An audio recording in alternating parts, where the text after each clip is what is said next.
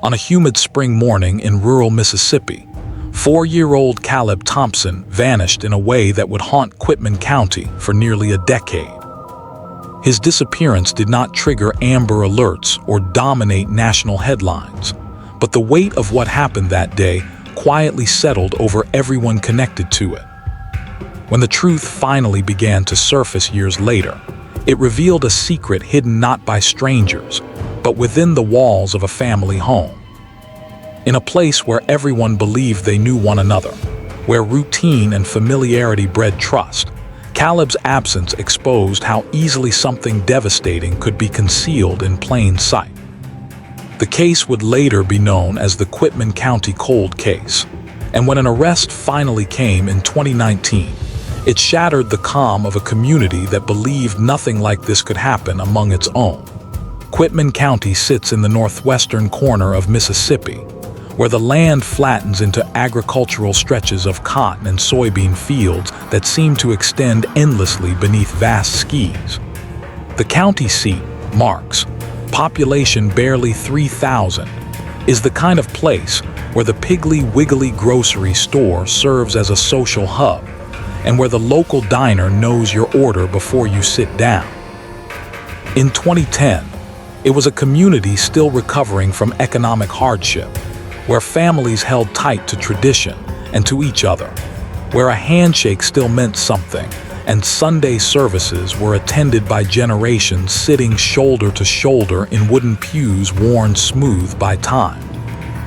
The Thompson family lived on County Road 512, a 2-lane stretch of asphalt that wound through farmland dotted with modest homes set back from the road. Their house was a single-story ranch-style structure, white with green shutters, surrounded by pine trees that swayed and whispered in the constant breeze. James Thompson, 38 years old, worked intermittently in construction, his hands calloused and strong, his demeanor quiet in a way that some read as shyness and others as something harder to name.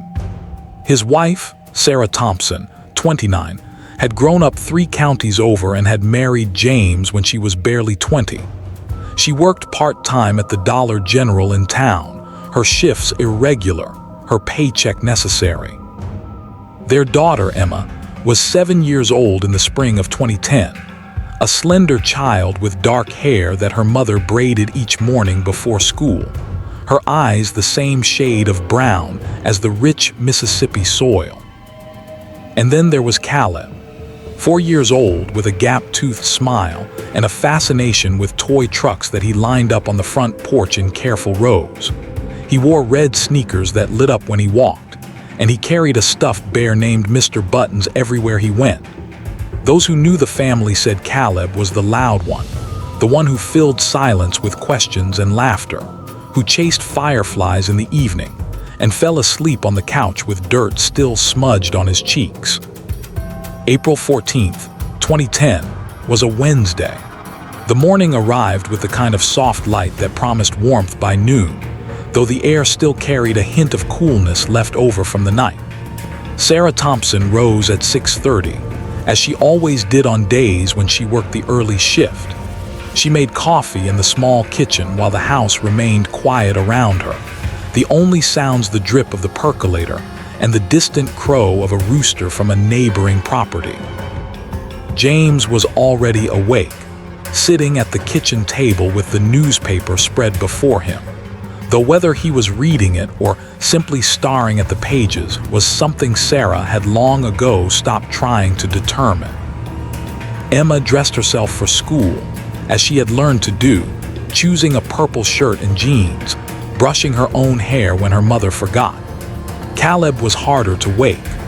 Sarah stood in the doorway of the small bedroom he shared with his sister and called his name twice before he stirred, his small body curled beneath a thin blanket decorated with cartoon dinosaurs.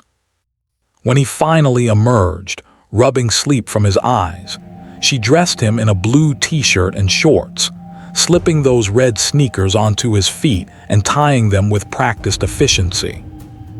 Breakfast was cereal and toast. Emma ate quickly, her backpack already by the door. Caleb picked at his food, more interested in making his toy truck drive across the table than in eating. Sarah glanced at the clock above the stove. 7:45. The school bus would arrive at 8:15 at the end of their long driveway. She told Emma to wait outside to watch for the bus. She told James she would be back by 3, that there was leftover meatloaf in the refrigerator for lunch. He nodded but did not look up. And Caleb. Sarah would later say she remembered kissing the top of his head before she left, remembered the way his hair smelled like the baby shampoo she still used even though he insisted he was a big boy now. She remembered walking to her car, a faded blue sedan with a crack in the windshield, and backing down the driveway as Emma stood at the roadside waiting. She remembered glancing in the rearview mirror and seeing James standing on the porch, one hand raised in a wave that seemed almost like an afterthought. What she did not see, what she could not have known in that moment, was that it would be the last time she saw her son alive. The school bus picked up Emma at 8:17. The driver, a woman named Dolores Hayes who had been driving that route for 12 years, would later confirm this detail. Emma climbed aboard, took her usual seat 3 rows back, and pressed her face against the window as the bus pulled away. The house disappeared behind a bend in the road, the pine trees swallowing it from view. At the Dollar General, Sarah worked the cash register, scanning items and making small talk with customers she had known for years. The store was quiet that morning. A woman bought diapers and formula. An elderly man purchased cigarettes and a lottery ticket. Sarah's shift supervisor, a thin woman with reading glasses on a chain around her neck, commented that Sarah seemed distracted, that she rang up a gallon of milk twice and had to void the transaction. Sarah apologized, said she was tired, said she had not slept well. The supervisor nodded and said nothing more. At 11:30, Sarah's cell phone rang. It was an old flip phone, scratched and slow to respond. She looked at the caller ID and saw James's name. She answered, expecting him to ask where she had put something or to tell her he needed her to pick up bread on the way home. Instead, his voice came through the line flat and strange, as though he were speaking from a great distance.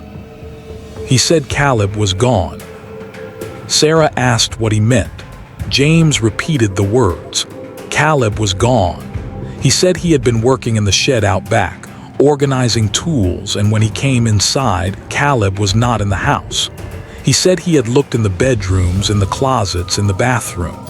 He said he had walked the property, calling Caleb's name. He said the boy was nowhere. Sarah felt the floor tilt beneath her. She asked if he had called the police. James said he was about to. She told him to do it now, told him she was leaving work, told him she would be there in 15 minutes. She hung up without saying goodbye. The Quitman County Sheriff's Office received the call at 11:38. The dispatcher, a woman named Linda Price, noted in her log that the caller, James Thompson, reported his 4-year-old son missing from their residence on County Road 512. His voice, she would later say, was calm, almost too calm, as though he were reporting a lost wallet rather than a missing child. She asked how long the child had been missing.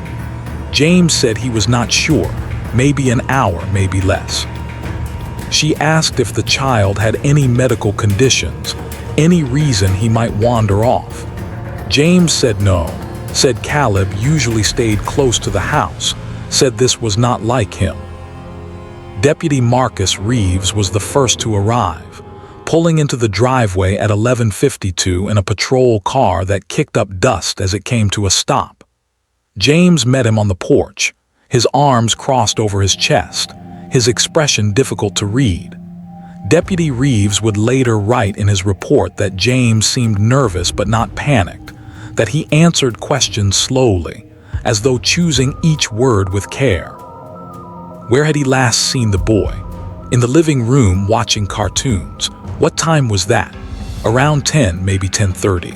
Had he heard anything unusual? No. Had the boy ever wandered off before? No, never. Were there any bodies of water nearby, any wells, any places a child might get into trouble? There was a small pond about a quarter mile through the woods, but it was shallow, and Caleb had never shown interest in going that far alone. Deputy Reeves walked the property. He checked the shed where James said he had been working. Tools hung neatly on pegboards. A wheelbarrow sat in the corner. Everything looked undisturbed. He walked the tree line, calling Caleb's name, listening for any sound that might indicate a child in distress. He heard nothing but the wind moving through the pines and the distant hum of traffic on the highway. By 12:30, 3 more deputies had arrived. By 1 o'clock, a search grid had been established. Volunteers from the community began to gather, neighbors who had heard the news through the grapevine that connected every household in Quitman County. They spread out across the fields and into the woods, calling Caleb's name until their voices grew hoarse. Dogs were brought in, bloodhounds that sniffed the stuffed bare Mr. Buttons and then set off with their handlers into the underbrush. Sarah arrived home at 12:15, her face pale, her hands shaking so badly she could barely turn off the car. She ran to James, demanded to know what had happened, demanded to know how he could have lost their son. He did not answer, only shook his head and looked away. She searched the house herself, tearing through closets and looking under beds as though Caleb might be hiding, as though this might all be some terrible game. She found nothing. Emma came home on the school bus at 3:20 and found her front yard full of strangers, police cars and volunteers, and a chaos she could not understand. Her mother pulled her inside and told her to stay in her room. Emma obeyed, sitting on the edge of her bed and clutching her own stuffed animal, a rabbit with one ear chewed off, and listening to the voices outside that rose and fell like waves against a shore. By nightfall, the search had expanded to cover a 2-mile radius. Floodlights were set up. The local news station sent a reporter and a cameraman who filmed the scene and asked Sarah if she had anything to say to whoever might have taken her son. Sarah looked into the camera, her eyes red and swollen, and begged for Caleb's return. She said he was just a baby. She said he needed his mother. She said, "Please, please bring him home." James stood behind her, silent, his face unreadable in the harsh glare of the lights. The search continued for 3 days. Every barn, every abandoned building, every ditch and culvert within 5 miles was examined. The pond was drained. Nothing was found. No footprints, no clothing, no sign that Caleb Thompson had ever walked into those woods. It was as though he had simply vanished into the air. Part 2, the investigation. The search operation that unfolded in the days following Caleb Thompson's disappearance was one of the largest Quitman County had ever seen. Sheriff Raymond Cole, a man in his late 50s with silver hair, and a reputation for thoroughness, coordinated efforts that brought together local law enforcement, the Mississippi Bureau of Investigation, and the Federal Bureau of Investigation's Child Abduction Rapid Deployment Team. More than 200 volunteers combed through fields and forests, their lines stretching across the landscape like stitches trying to hold together something that was already coming apart. The command center was established in the parking lot of the Marks Community Center, where folding tables were set up and maps were spread out and marked with grids. Deputies whispered quietly among themselves about the case, about the strangeness of a child disappearing so completely, about the father who seemed more annoyed by the disruption than devastated by the loss. Those who knew him said James Thompson had always been distant, that he was the kind of man who kept to himself, who did not attend church or community events, who could go weeks without speaking more than a few words to his neighbors. The community response was immediate and overwhelming. Women from the local churches organized meal trains, bringing casseroles and fried chicken to the Thompson home, though much of it went uneaten. Men took time off work to join the search parties, walking shoulder to shoulder through brambles and across plowed fields. The local radio station broadcast updates every hour. Flyers with Caleb's photograph, the one from his last birthday where he smiled at the camera with frosting on his chin, were posted on every telephone pole and storefront window in 3 counties. But even as the community rallied, investigators began to notice inconsistencies that did not fit the narrative of a child who had simply wandered away. The first was the timeline. James had reported that he last saw Caleb around 10 or 10:30 in the morning, watching cartoons in the living room. He said he went out to the shed shortly after, that he spent approximately an hour organizing tools, and that when he returned to the house at 11:30, the boy was gone. But when deputies examined the shed, they found it meticulously organized, every tool in its place, every surface clean. It did not look like a space that had been worked in that morning. The dust on the workbench was undisturbed. The oil stains on the concrete floor showed no fresh boot prints. Deputy Reeves noted this in his report. He wrote that the shed appeared to have been staged, that the level of organization suggested hours of work, not the single hour James claimed. When questioned about this discrepancy, James became defensive. He said he had not moved much, had mostly just been looking around, planning what needed to be done. The explanation seemed weak, but there was no way to prove otherwise. The second inconsistency involved the living room where Caleb had supposedly been watching television. The television was off when deputies arrived. James said he must have turned it off when he realized Caleb was missing, though he could not recall doing so. On the coffee table sat a half-eaten bowl of cereal, the milk gone sour in the warm house.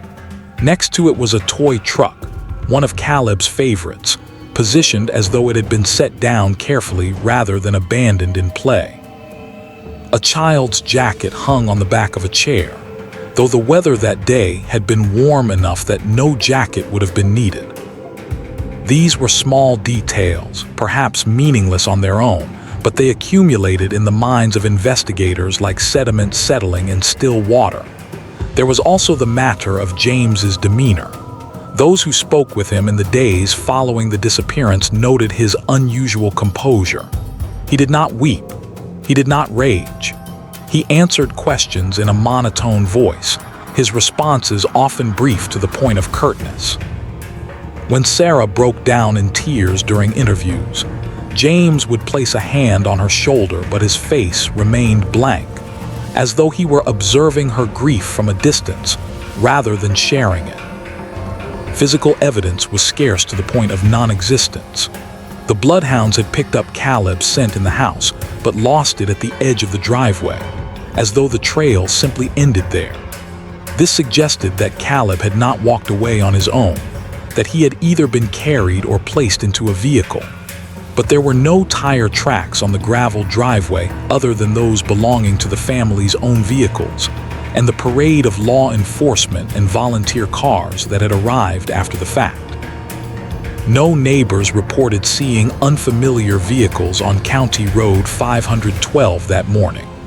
The mail carrier, who had driven past the Thompson house around 11, said everything looked normal, that he had seen no one outside, no signs of distress.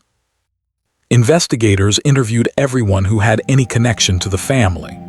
Sarah's co-workers at the Dollar General said she was a devoted mother, that she talked about her children constantly, that she had shown no signs of planning to harm them.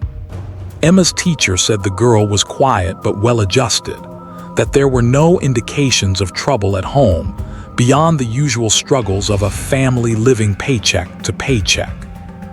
James's former employers described him as reliable but uncommunicative, the kind of worker who showed up on time and did what he was told, but never engaged in the casual banter that filled the breaks between tasks.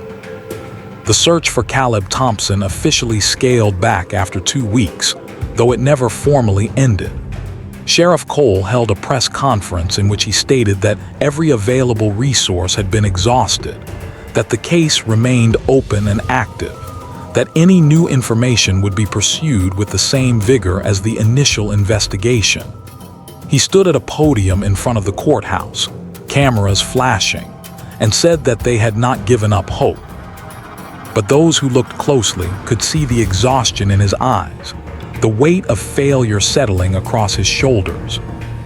Sarah appeared at the same press conference, flanked by victim advocates who had arrived from Jackson to provide support. She read from a prepared statement, her voice breaking as she pleaded for anyone with information to come forward. She said she would never stop looking for her son, that she would never stop believing he would come home. James stood behind her, his hands in his pockets, his gaze fixed on some point beyond the crowd. In the weeks that followed, tips came in sporadically. A woman in Clarksdale reported seeing a child matching Caleb's description at a gas station, but the sighting was never confirmed. A hunter claimed to have found a child's shoe in the woods near Crowder, but it was the wrong size and the wrong color. Each lead was investigated and each led nowhere. Deputies continued to circle back to James Thompson. There was something about him that did not sit right, a quality that was difficult to articulate but impossible to ignore. Detective Maria Santos from the Mississippi Bureau of Investigation conducted multiple interviews with him, each session recorded and analyzed. She noted that his story never changed, which could indicate either truthfulness or careful rehearsal.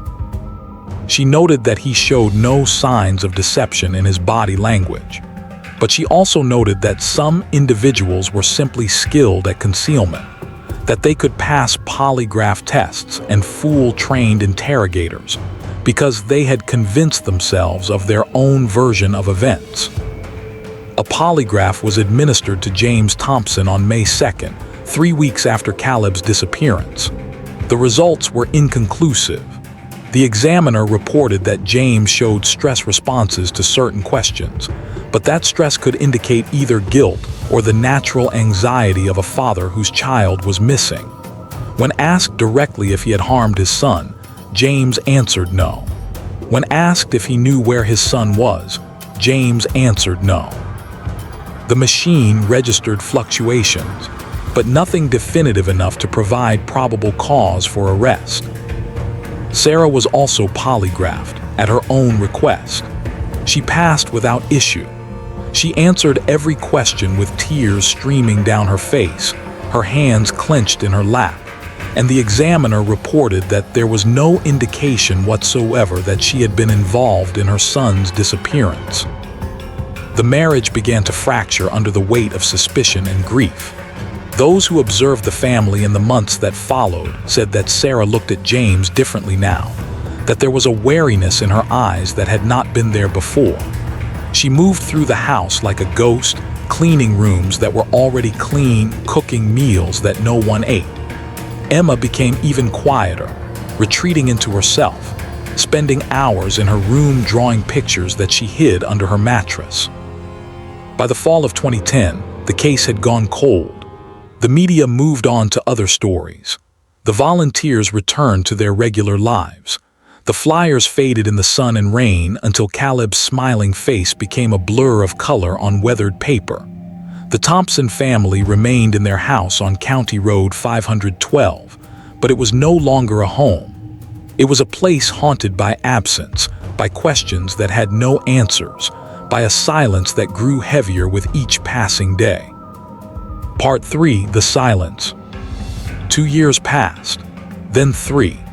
The calendar pages turned and seasons changed, and life in Quitman County continued as it always had, with planting and harvest, with football games and church picnics, with the rhythms of small-town existence that absorbed tragedy and moved forward because there was no other choice. But for the Thompson family, time did not heal. It only deepened the wound, spreading it wider until it touched everything. In the spring of 2013, Sarah Thompson made the decision to leave. She packed what belongings she could fit into her aging sedan, loaded Emma into the passenger seat, and drove away from County Road 512 without looking back. They moved to her sister's house in Tupelo, 90 miles to the east, where Sarah found work at a grocery store, and Emma enrolled in a new school where no one knew her story. They lived in a small apartment above a dry cleaner, the smell of chemicals and steam rising through the floorboards, and they tried to build something that resembled normalcy from the wreckage of what they had lost. Those who have ever doubted someone you love, who have lain awake at night replaying conversations and searching for signs you might have missed, will understand the torment Sarah lived with. She had never believed, not truly, that James had harmed their son. He was distant, yes. He was difficult to read. But he had never been violent, never raised his voice in anger, never given her reason to fear him. And yet there were moments in those years after Caleb's disappearance when she would catch James staring into the distance with an expression she could not decipher. When she would wake in the night and find his side of the bed empty. When she would ask him what he was thinking and he would say nothing, always nothing. Emma rarely spoke about her brother. When asked by therapists or well-meaning relatives, she would shrug and change the subject. But she drew pictures, dozens of them, sketches in pencil and crayon that she kept hidden in a shoebox under her bed. Most were of houses, simple structures with windows and doors. But in some of them there were figures. A small boy standing alone in a field. A child's hand reaching up from beneath the ground. A truck with its bed filled with something dark and formless. When Sarah found these drawings, months after they had moved to Tupelo, she sat on the edge of Emma's bed and stared at them until her vision blurred. She asked Emma what they meant. Emma said she did not know, that she just drew what came into her head, that sometimes she dreamed things she did not understand. James remained in the house on County Road 512. He lived alone, working occasional jobs, keeping to himself even more than he had before. Neighbors reported seeing him less and less frequently. His truck would disappear for days at a time, and when he returned, he offered no explanation for where he had been. The lawn grew tall and wild. The shutters hung crooked. The house took on the appearance of abandonment even though someone still lived inside. But there were nights, according to one neighbor who lived a quarter-mile down the road, when lights would burn in that house until dawn. And there were times when that same neighbor, a woman named Ruth Daniels who had known the Thompsons since they moved to the county, said she heard sounds carrying across the fields in the still air before sunrise. Sounds like digging, the rhythmic strike of a shovel hitting earth. When asked about this years later, Ruth would say she had thought about calling the police, but what would she have reported? That her neighbor was doing yard work at odd hours, that he was a grieving father coping in his own way. She said she convinced herself it was nothing, that she was reading too much into the behavior of a man who had every right to be broken by what had happened. But she also said there were mornings when she looked across the fields toward that house and felt a coldness settle in her chest, a certainty that something terrible rested beneath that soil. Emma began to speak more openly to her mother as she grew older. Small revelations at first, fragments of memory that she had kept locked away. She said she remembered the morning Caleb disappeared, remembered her father being awake earlier than usual, remembered seeing him carry something wrapped in a tarp out to his truck before the sun came up. When Sarah pressed her for details, Emma would become agitated, would say she was not sure, that maybe she was remembering wrong, that maybe it was a different day. But the image stayed with Sarah, burrowing into her mind and growing there like something malignant. In 2015, Sarah began attending a support group for parents of missing children. She met others who carried the same burden, who understood the peculiar torture of not knowing, of hope that refused to die even as years stretched into decades. She spoke about Caleb, about his love for trucks and his gap-toothed smile, and the way he had called her mama in a voice that still echoed in her dreams. She spoke about the investigation, about the questions that had never been answered, about the husband she had once trusted but no longer knew. And slowly, through these conversations, through the support of people who had no reason to judge her, Sarah began to acknowledge the possibility she had spent years denying. The psychological weight of suspicion is a burden unlike any other. It is not the clean grief of loss or the sharp pain of betrayal. It is a fog that never lifts, a question that hangs over every memory and taints every moment of potential peace. For those who have ever loved someone capable of darkness, who have had to reconcile the person you thought you knew with the person they might actually be, the dissolution is gradual but total.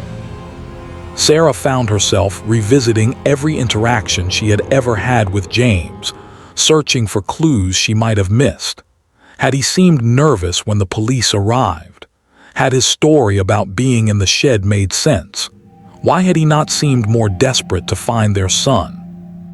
By 2016, Sarah had convinced herself that she needed to act. She contacted Detective Santos, who had moved on to other cases but still remembered the Thompson investigation. They met at a diner in Jackson, sitting in a booth by the window while rain streaked the glass outside. Sarah spoke for 2 hours, laying out her suspicions, describing the things Emma had said, explaining the years of silence and evasion. Detective Santos listened without interrupting, taking notes on a legal pad, her expression unreadable. When Sarah finished, Detective Santos was quiet for a long moment. Then she said that without new evidence, without something concrete, there was nothing she could do. Suspicion was not enough. Inconsistencies in behavior were not enough. Even a child's fragmentary memories were not enough to reopen an investigation that had consumed thousands of hours and produced no actionable leads. She said she believed Sarah, that her instincts mattered, but that belief was not the same as proof. Sarah left that meeting feeling hollow. She drove back to Tupelo in silence, Emma asleep in the passenger seat beside her, and she wondered if they would ever know the truth. If Caleb would always be just a question mark, a void where a child should have been. But Emma, now 13 years old, had been carrying her own weight. She had spent years replaying that morning in her mind, trying to separate what she actually remembered from what she had convinced herself she remembered. And as she grew older, as her understanding deepened, she became more certain. She remembered her father's truck leaving before dawn. She remembered seeing him through her bedroom window, silhouetted against the pale light of early morning. She remembered that, when she came downstairs later, he was sitting at the kitchen table as though he had been there all along. In the fall of 2018, Emma told her mother she wanted to go to the police. She said she was ready to tell them everything, that she did not care if people thought she was making it up, that she could not carry the secret anymore. Sarah held her daughter's hands and felt the trembling there and said they would do it together. Part 4. The Revelation. The phone call came into the Quitman County Sheriff's Office on November 12, 2018. Sarah Thompson identified herself to the dispatcher and said her daughter had information about Caleb's disappearance. Within hours, Detective Santos had been contacted and had driven north from Jackson.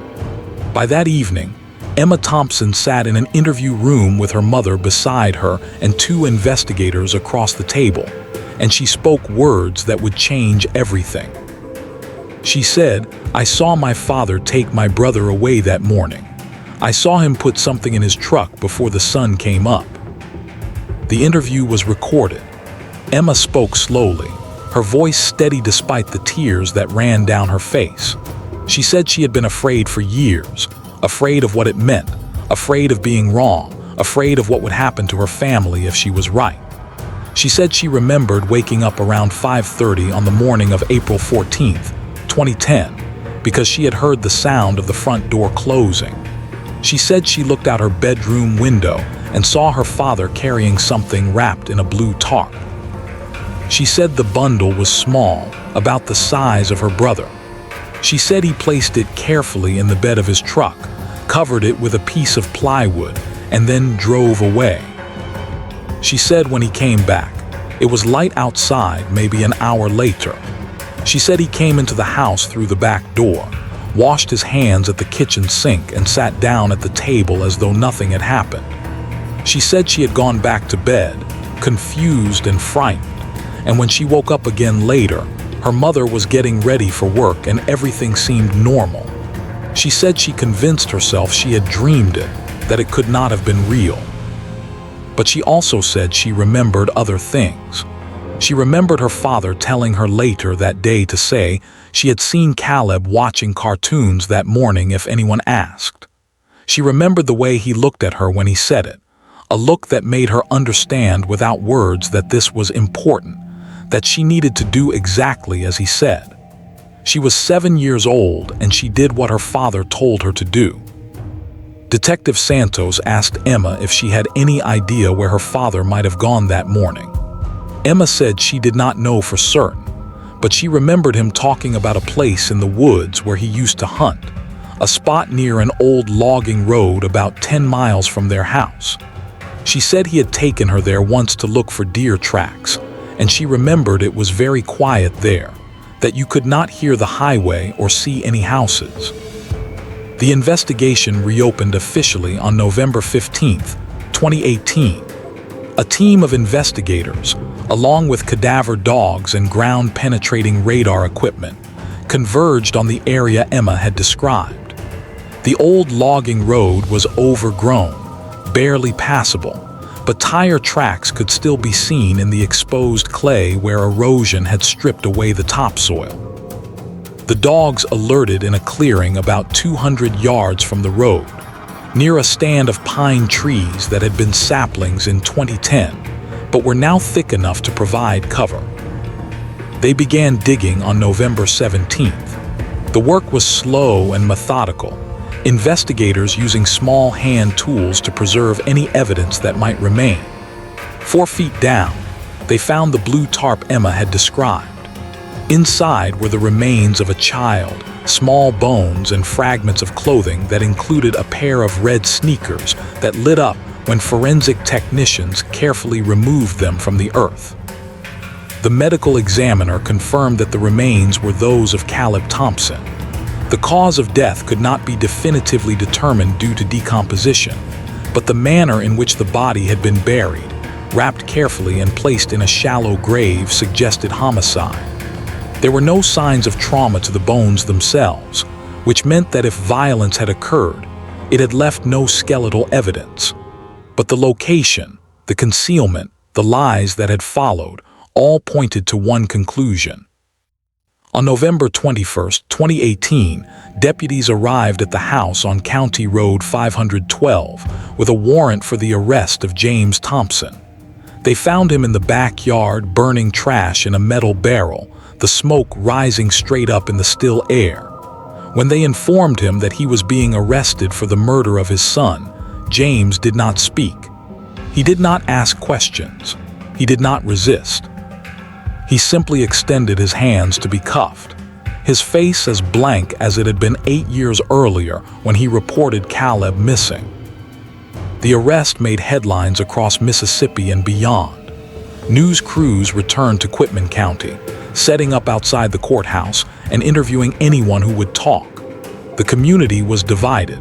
Some said they had always suspected James, that there had been something wrong about him from the start. Others said they could not believe it, that he had seemed like any other father, that tragedy had simply broken him in ways they could not understand. Sarah Thompson released a statement through her attorney. She said she was grateful that Caleb had been found, that he could finally rest in peace, that justice would be served. The trial began in March of 2019. The prosecution presented a case built on circumstantial evidence and the testimony of Emma Thompson, now 15 years old, who took the stand and recounted what she had seen that morning nearly 9 years earlier. The defense argued that Emma's memory was unreliable, that she had been influenced by years of speculation and her mother's own suspicions, that there was no physical evidence directly linking James to the crime. They pointed out that no cause of death had been established, that it was possible Caleb had died of natural causes or accident, and that James had panicked and hidden the body rather than face accusations. The jury deliberated for 3 days. On March 29, 2019, they returned a verdict of guilty on charges of second-degree murder and abuse of a corpse. James Thompson was sentenced to 40 years in prison. He showed no emotion when the verdict was read. He was led from the courtroom in shackles, his gaze fixed straight ahead, and he has not spoken publicly about the case since. Those who attended the trial said the most difficult moment came when the prosecution displayed photographs of the items found with Caleb's remains. The red sneakers, a fragment of the blue shirt he had been wearing, Mr. Buttons, the stuffed bear that had been buried with him, its fur stained by years in the earth but still recognizable. Sarah wept openly. Emma sat with her hands folded in her lap and stared at nothing. In the aftermath, questions remained. Why had James done it? Had it been intentional or an accident that he covered up? What had happened in those hours before dawn when he carried his son's body into the woods? James never provided answers. His attorney said he maintained his innocence, that he claimed he had been wrongly convicted, but he never took the stand to tell his version of events. The truth, whatever it might be, went with him to prison. Closing. The case of Caleb Thompson is a reminder that some mysteries hide in plain sight, concealed not by elaborate schemes, but by the simple refusal to see what is right in front of us. For 8 years, a small boy rested beneath the earth while life continued around him, while investigators searched in the wrong places, and a community tried to make sense of the incomprehensible. It took the courage of a child, grown into a young woman willing to speak a truth that shattered her family, to bring him home. Caleb Thompson was 4 years old when he died. He liked toy trucks and fireflies. He wore red sneakers that lit up when he walked. He was loved by his mother and his sister, and he is remembered. If this story mattered to you, subscribe and hit the bell. Share the episode. Someone somewhere may still be waiting to be heard.